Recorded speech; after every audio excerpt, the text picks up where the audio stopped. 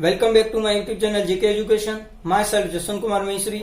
अगर आप इस यूट्यूब चैनल पे नए तो please subscribe this channel and press the bell icon, जिससे आने वाली न्यू वीडियो आपको नोटिफिकेशन द्वारा मिल जाएगी। लास्ट क्लास के अंदर हमने डिस्कस किया था लॉ ऑफ कॉम्बिनेशंस, जिसके बारे में हमने लास्ट क्लास के अंदर फुल डिटेल से डिस्कस कर लिया था। आज हमारा टॉपिक है कुछ मास है और उसके बाद मोल कॉन्सेप्ट है और फिर empirical formula and molecular formula है। तो शुरुआत हम करते हैं एटॉमिक मास से। एटॉमिक मास क्या होता है?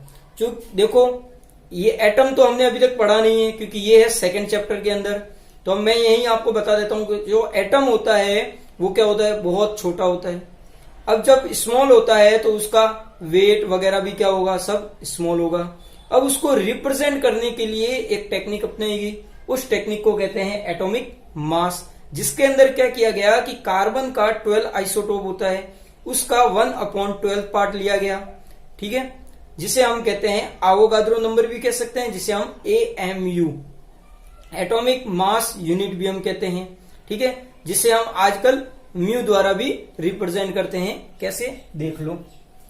एटॉमिक मास में देखो क्या है, one atomic mass unit is defined as a mass exactly equal, यानी कि वो किसके इक्वल है, 1/12 of the mass of one carbon 12th atom. Carbon के 12th एटम जो है उसका 1/12 पार्ट है 1 AMU एटॉमिक मास यूनिट। क्योंकि मैंने आपको पहले ही बता दिया है कि जो हमारा एटम होता है वो क्या होता है, स्मॉल होता है। उसको रिप्रेजेंट यानी कि उसके मास को रिप्रेजेंट करने के लिए अब देखो हम उसको इस टाइप में तो रिप्रेजेंट, इससे भी बहुत कम होता है। तो ये तो है हमारा AMU 1.66066 इंटू 10⁻24 ग्राम। अब हम इसको रिप्रेजेंट करते हैं इसके अंदर, किसके अंदर, एलिमेंट के अंदर। तो एलिमेंट का मास निकाल दे, क्योंकि हमें देखो पता है कि हाइड्रोजन का मास कितना होता है, 1 ग्राम। हम ये कैसे निकालते हैं, ये 1 ग्राम नहीं आकर के यहाँ पर क्या हो जाता है, 1 AMU होता है। लेकिन हम सिर्फ 1 ही लेते हैं, AMU वगैरह को डिस्कस यहां नहीं कर रहे हैं, ठीक है। तो now days mu is use, mu मतलब होता है यूनिफाइड मास, यानी कि एकीकृत द्रव्यमान। ये फिक्स टाइप का मास है। फॉर एग्जांपल हम लेते हैं मास of an atom of hydrogen 1.6736 into 10⁻⁻24 ग्राम। अब हम इसको तो अच्छे तरीके से ले नहीं सकते क्योंकि माइनस का 24 ग्राम। अब इसको अगर किसी से मल्टीप्लाई करना हो तब भी हमें दिक्कत होती है, किसी के साथ ऐड करना है तब भी दिक्कत होती है। तो हमने उसको क्या किया, AMU के अंदर उसको क्या किया, चेंज कर लिया। तो 1.6736 into 10⁻⁻24 divided by 1 AMU is equal to 1.0080 AMU। तो हम जो मास कैलकुलेट करते हैं वो क्या होता है, AMU के अंदर होता है। नेक्स्ट है हमारा topic for molecular mass.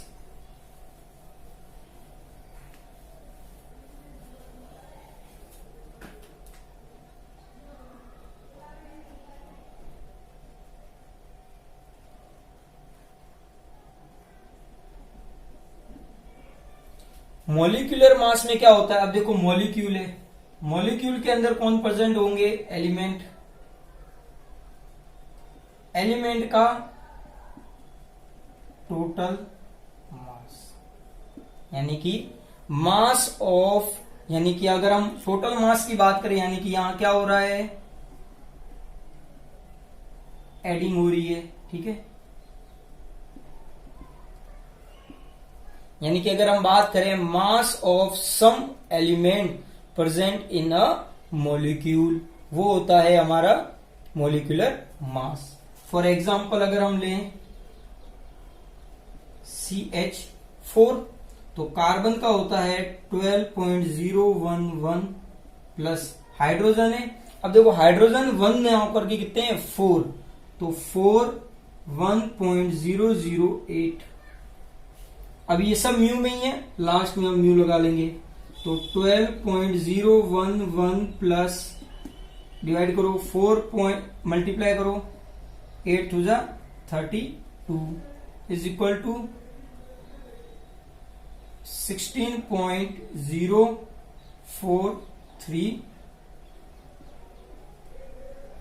AMU।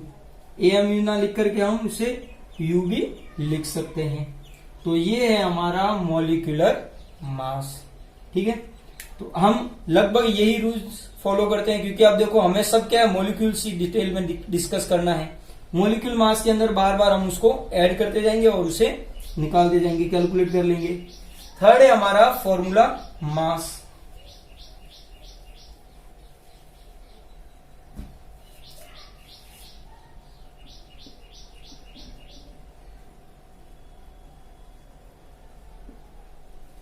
अब फॉर्मूला मास क्या होता है, ये एक टाइप का होता तो मॉलिक्यूलर मास ही है, लेकिन यहां पे कुछ चेंज हो जाता है। फॉर्मूला यानी कि अगर हम देखें कि कुछ सब्सटेंस ऐसे होते हैं, यहां हम लिखें सम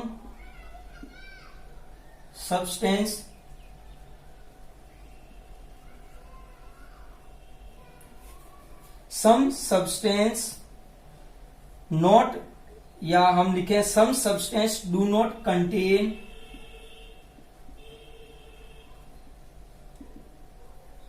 डिस्क्रिएट,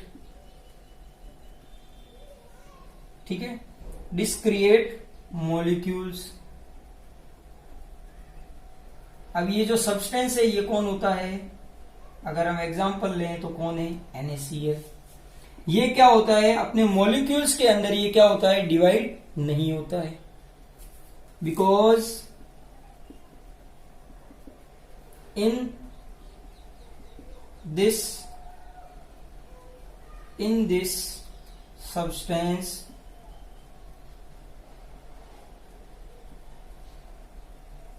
present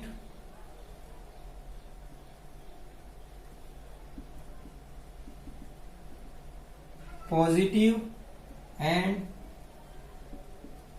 नेगेटिव आयंस। इनमें क्या प्रेजेंट होते हैं, नेगेटिव और पॉजिटिव आयंस प्रेजेंट होते हैं। यानी कि 1 Na प्लस इज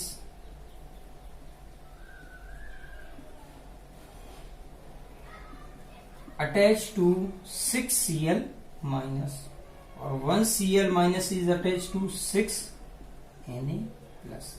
अब ये ऑर्डर जो है ऐसा का ऐसा आगे से आगे चलता जाएगा। तो अब सर हम इसका क्या करें, हम इसका मोलिकुलर वेट कैसे निकालेंगे, तो इसके लिए क्या आ गया, मोलिकुलर मास। यानी कि आप उसकी एक यूनिट का मास निकाल दो, वही उसके पूरी के पूरे मॉलिक्यूल के अंदर क्या होगा, सेम होगा। यानी कि Na प्लस, हम ऐसे बात करें NaCl is equal to Na यानी कि 23 प्लस Cl यानी 35.5, टोटल हो गया हमारा 58.5। ये जो है हमारा क्या होगा, फॉर्मूला मास, ना कि हमारा मॉलिक्यूलर मास। ठीक है, लेकिन हम जनरली इसको क्या ले लेते हैं, फॉर्मूला या मॉलिक्यूलर मास के अंदर ही हम इसको जनरली ले लेते हैं, क्योंकि हम उसकी एक यूनिट को ही डिस्कस करने हैं इसलिए। अगर अब जब हम इसके पूरी यूनिट, पूरी कॉम्प्लेक्स को अगर हम लेंगे तो हमें फॉर्मूला मास को अप्लाई करना पड़ेगा, क्योंकि उसके अंदर जितनी यूनिट दी गई होगी उसको इससे मल्टीप्लाई करना पड़ेगा, जिससे फॉर्मूला मास आ जाएगा। तो ये तो है हमारा फॉर्मूला मास। नेक्स्ट है हमारा मोल कॉन्सेप्ट।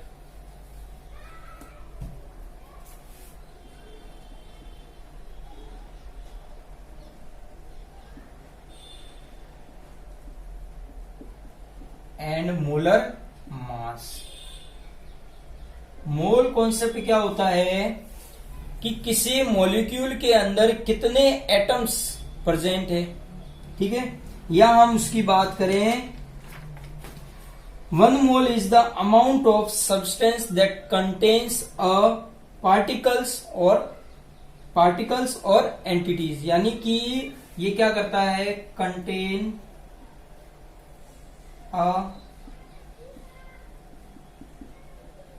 पार्टिकल्स, या हम बात करें एंटिटीज इन अ C12 एटम। यानी कि जितने कार्बन एटम है उसके अंदर कितने हमारी पार्टिकल्स आ सकते हैं, वो हमारा क्या होता है, मोल होता है। इसकी कैलकुलेशन अगर हम मोल्स कॉन्सेप्ट में देखें, mole is equal to weight upon molecular wait.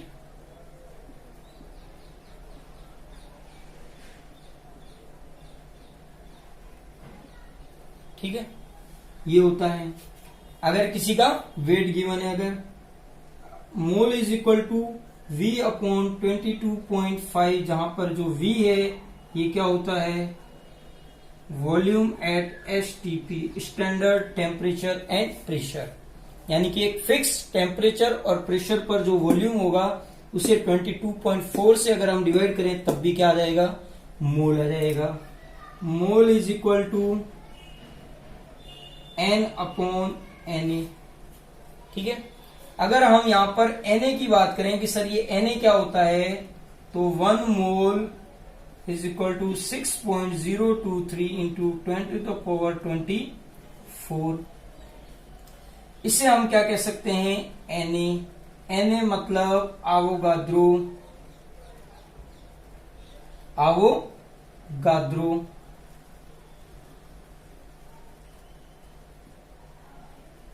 Constant की बात करें, आवोगाद्रो कांस्टेंट।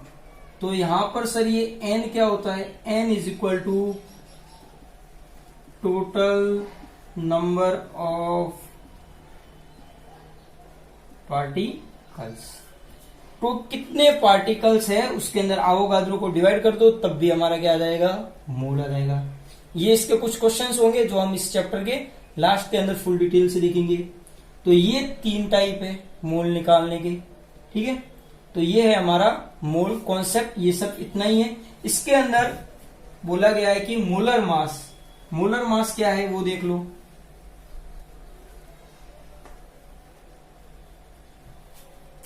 मोलर मास होता है कि 1 मोल ऑफ मॉलिक्यूल, या हम बात करें 1 मोल ऑफ सब्सटेंस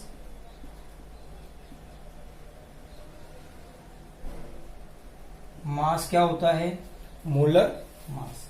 अगर कोई सब्सटेंस है उसका 1 मोल का जो मास होगा वही उसका क्या होगा, मोलर मास। अब ये जो मोलर मास होता है ये सम टाइम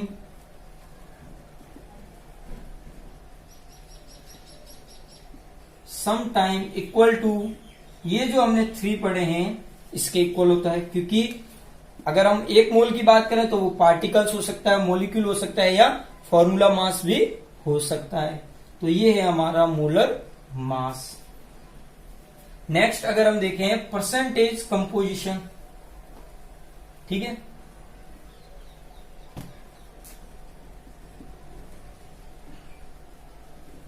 परसेंटेज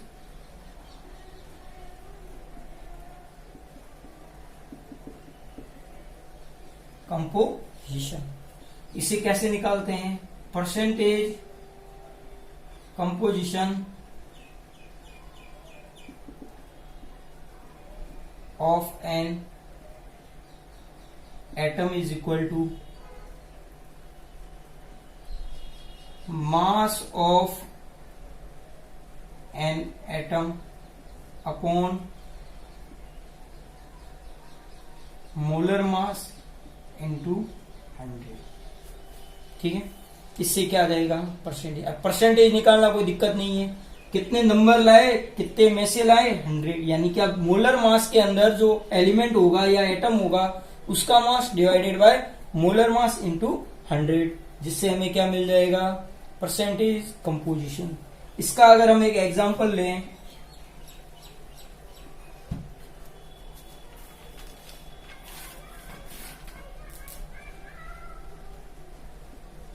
एग्जाम्पल है हमारा H2, इसका मोलर मास जो होता है वो कितना होता है, 18.02, ठीक है। अगर हम इसकी बात करें 18.0, अगर हमें परसेंटेज ऑफ हाइड्रोजन निकालना है तो क्या होगा, 2 into 1.008, क्योंकि हाइड्रोजन 1 का इतना तो 2 का, 2 से मल्टीप्लाई डिवाइडेड बाय 18.02 इंटू 100, ठीक है। इसका परसेंटेज होता है 11.18। अगर हमें परसेंटेज ऑफ ऑक्सीजन निकालना है वो कितना होगा, ऑक्सीजन यहां पर कितना है, 1, ऑक्सीजन का होता है 16, तो 16.00 divided by 18.02 into 100 is equal to 88.79। अगर हमें थोड़ी सी होशियारी दिखानी है वो हम क्या कर सकते हैं, अगर किसी मॉलिक्यूल में अगर हम 1% पता हो तो हम दूसरा परसेंट निकाल सकते हैं 100 में से माइनस, तो हमें ये इतना करने की जरूरत ही नहीं होगी। तो ये तो है percent composition, percentage composition. Next हमारा टॉपिक है empirical formula.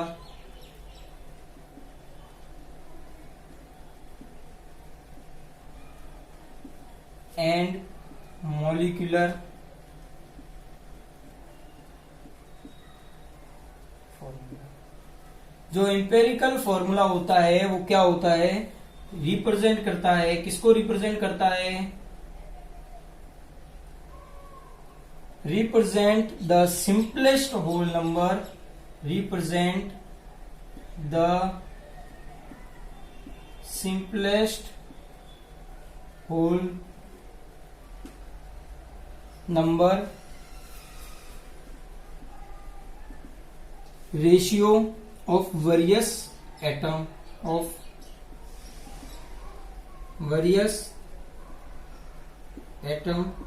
in a substance. यानी कि किसी सब्सटेंस के अंदर जितने भी मॉलिक्यूल है उनका सबसे सिंपलेस्ट रेशियो कौन होता है, एम्पिरिकल फॉर्मूला। कैसे होगा इसका हम एग्जांपल नेक्स्ट देखते हैं। यानी कि हमें क्या करना है, जितने भी सपोज मॉलिक्यूल है, फॉर एग्जांपल अगर हम यूं बात करें, इसका हम एग्जांपल भी यही ले लेते हैं, C6H6O6 सॉरी H12O6 ग्लूकोज। ठीक है, अगर हम इसका, ये तो है इसका टोटल मॉलिक्यूल, अगर हम इसके एम्पेरिकल फॉर्मूले की बात करें, एम्पेरिकल फॉर्मूला जिसे हम E.FB कहते हैं, एम्पेरिकल फॉर्मूले की बात करें तो क्या होगा, सबसे सिंपलेस्ट फॉर्म यानी कि कार्बन H और O, इनका रेशियो सबसे सिंपलेस्ट यानी कि 6:12:6। अगर हम इसको डिवाइड करें तो 1:2:1, यानी कि एम्पेरिकल फॉर्मूला क्या आ जाएगा, C1H2 और O। इसे हम कह सकते हैं एम्पेरिकल फॉर्मूला ऑफ ग्लूकोज। ये है हमारा एम्पेरिकल फॉर्मूला।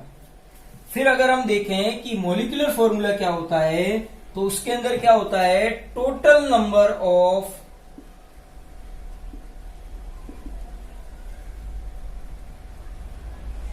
Element formula.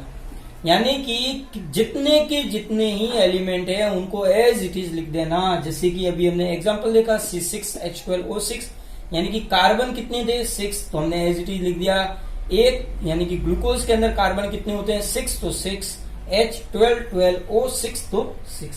तो ये होता है हमारा मॉलिक्यूलर फॉर्मूला। इसका एक हमारा एनसीईआरटी के अंदर एक एग्जांपल है, उसे हम यही डिस्कस करेंगे। क्वेश्चन है हमारा, एक कंपाउंड है, इन कंपाउंड हाइड्रोजन, कार्बन और क्लोरीन गिवन है।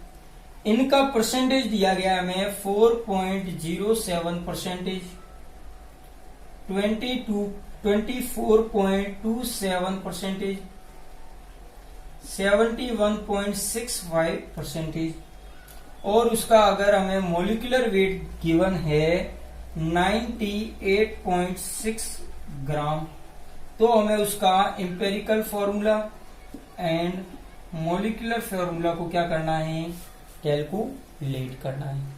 तो इसके लिए कुछ रूल्स एंड रेगुलेशन और स्टेप है, तो वो हम फॉलो करते हैं। सबसे फर्स्ट स्टेप है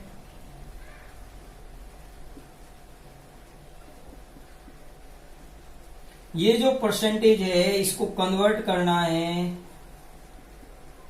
किसके अंदर कन्वर्ट करना है, इन ग्राम, या हम कह सकते हैं वेट के अंदर।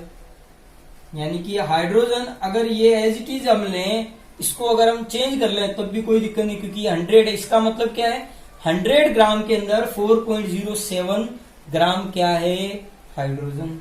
तो हम लिख सकते हैं 4.07 ग्राम। कार्बन कितना हो जाएगा, 22.27 ग्राम। क्लोरीन कितना हो जाएगा, 71.65 ग्राम। ठीक है। सेकेंड स्टेप क्या कहता है,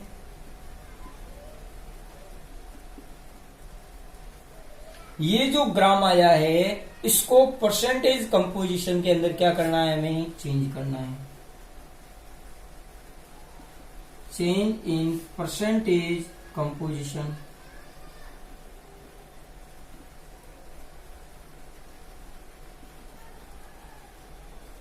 परसेंटेज कंपोजिशन के अंदर चेंज करना है।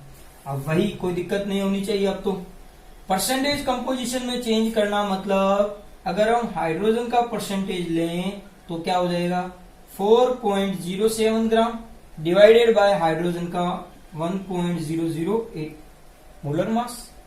परसेंटेज ऑफ अगर हम कार्बन लें तो क्या हो जाएगा,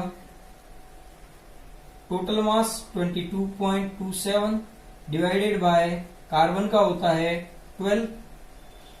फिर अगर हम बात करें परसेंटेज ऑफ क्लोरीन की बात करें तो 71.65 डिवाइडेड बाय 35.5।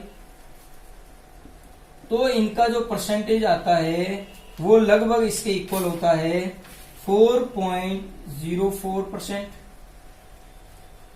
ठीक है, 2.02 और 2.021 ये होता है इनका परसेंटेज कंपोजिशन। इस परसेंटेज कंपोजिशन को हमें फोर्थ स्टेप के अंदर क्या करना है, कुछ चेंज करना है। स्टेप नंबर 3 कर लो या स्टेप नंबर 4। परसेंटेज कंपोजिशन को percentage composition change in simple ratio, उसको क्या करना है, सिंपल रेशियो के अंदर हो सके तो चेंज करना है।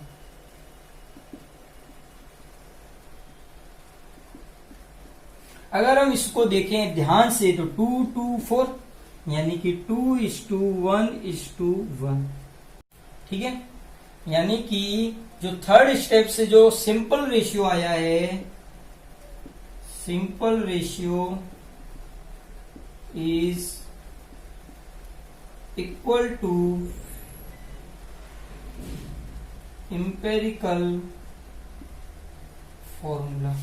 क्या हो जाएगा वो, इंपेरिकल फॉर्मूला के इक्वल, यानी कि C, यहां हम बात करें H कितना होगा 2, कार्बन 1, Cl कितना हो जाएगा 1, यानी कि CH2Cl। तो हमारा इंपेरिकल फॉर्मूला हो जाएगा CH2Cl। एक तो ये हमारा आंसर। अब सर हमें मोलिकुलर फॉर्मूला निकालना है, लेकिन सर हमें एक और दिया गया है, वेट दिया गया है। तो हम कोई बात नहीं सर, हम कंपैरिजन करते हैं कि इसके अंदर हमें क्या अंतर लग रहा है या क्या डिफरेंस है इसके अंदर। तो सर अगर हम देखें CH2Cl को, अगर हम इस इंपेरिकल फॉर्मूला यानी कि हमारा जो 5th नंबर का जो है स्टेप, उसके अंदर हमें इसका क्या निकालना पड़ता है, मोलिकुलर वेट। तो सर हम क्या देखते हैं, कार्बन कितना है 1 यानी कि 12, हाइड्रोजन सर कितना है 2 यानी कि अगर हम 2 ले लें 1.008 है, उसको 1:2 मान के चल रहे हैं। फिर हमारा क्लोरीन है कितना हो गया 35.5, इसको ऐड कर दो 0.5, 2 2 4 9 3 और 1 यानी कि 49.5। अब सर ये तो है हमारा, अगर हम सही तरीके से जा रहे हैं तो हमारा मोलिकुलर फॉर्मूला सर कितना होना चाहिए, इतना। लेकिन सर हमें क्वेश्चन में क्या दे रखा है, मोलिकुलर वेट कितना है 98.6 है। तो सर अब यहां पर तो कुछ गड़बड़ हो गई, तो उसके लिए हमें अब क्या करना पड़ेगा, जो n निकालना पड़ेगा। n इज इक्वल टू क्या होगा मास या given mass upon empirical formula का, या mass of empirical formula, mass of empirical formula. Given mass कितना है 98.6, ये कितना है 49.5, लगभग इक्वल किसके हो जाएगा 2 के। तो सर इससे हमें ये पता चल गया कि जो फॉर्मूला होगा वो इसका क्या होगा, डबल होगा। तो जो मॉलिक्यूलर फॉर्मूला होगा वो क्या होगा 2, या हम क्या कहेंगे n इंटू एम्पेरिकल फॉर्मूला, यानी कि 2 इंटू CH2Cl, यानी कि C2H4Cl2, ये हमारा मॉलिक्यूलर फॉर्मूला।